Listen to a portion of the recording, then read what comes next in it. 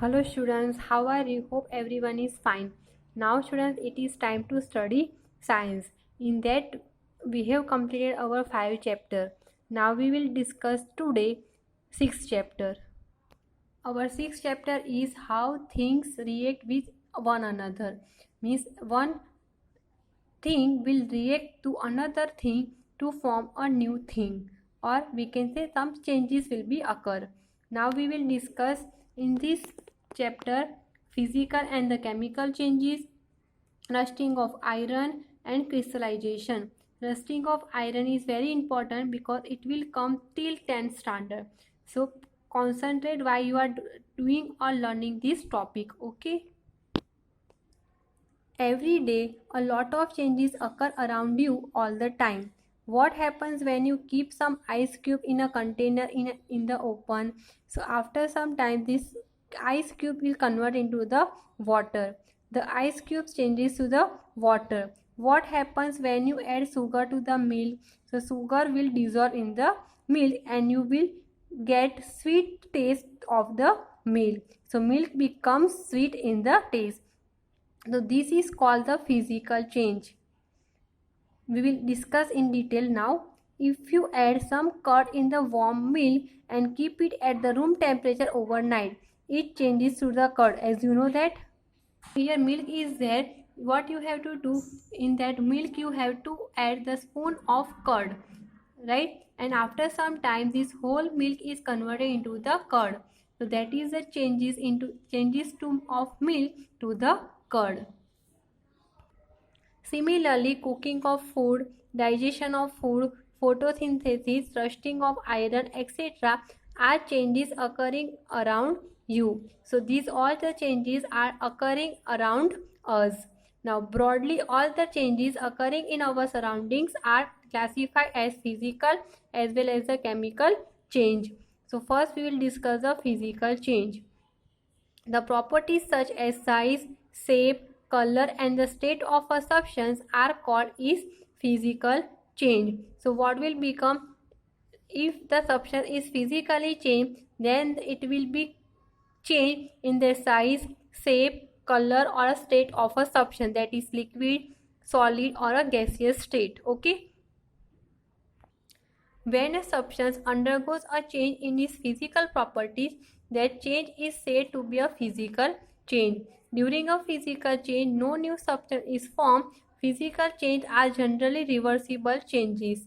Now, friend, what do you understand by reversible? So, I am just taking the example like a ice cube. If you are put a ice cube in the beaker, what will become? After some time it is converted into the water, and if we are putting the water into the freeze, it will again convert into the ice cube. That is called the reversible. Means water is can be converted into the ice, and ice also can be converted into the liquid, right? That is called the reversible change. So reversible change, a change in which we can get back the initial substance by reversing the action, is called the reversible change. So water we can convert it into ice, and ice can be converted into the water. That is a physical change, or we can say reversible change also. Now let's perform activity 6.1 to 6.4 to understand the physical changes. So first activity is that to observe the physical change with the help of the ice cube. As everybody knows that ice cubes are there. If we are putting a ice cube in a beaker, after some time it is converted into the water, and if this water will be kept in the freezer, what will become? It is converted into the ice, right? So these are the reversible as well as the physical change.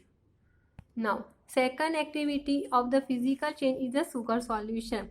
Here students, what you are going to do, in this beaker you have kept some water, in that you are adding the sugar. So what we are doing, we are just, it is becoming the hot.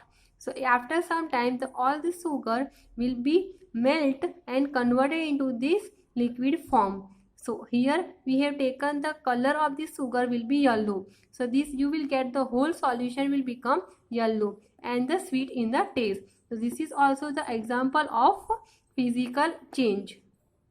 and getting back sugar from the sugar and the water solution. So what will become, you have to